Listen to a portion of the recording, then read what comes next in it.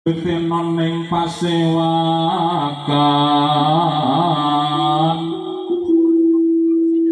busana kang maneka warna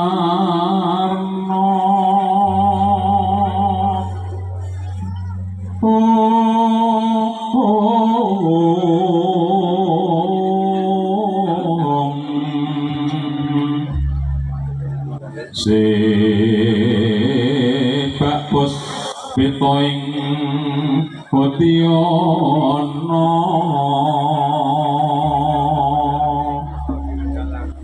miang panjerakan sarwa kumo ranggeng maneh Narawata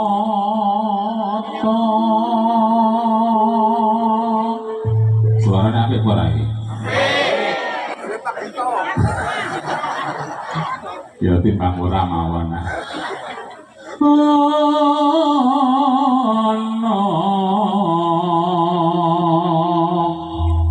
Abro banyo kang sumirat kumenyaring bejo leliwarahan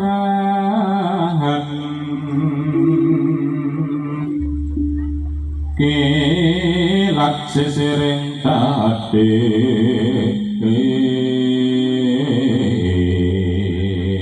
wis terusé udah sudah ngaji menggambarke nek biyen wayang iku digunakake wali kangge dakwah Islam satemah Islam saged pun tampi masyarakat Nuswantara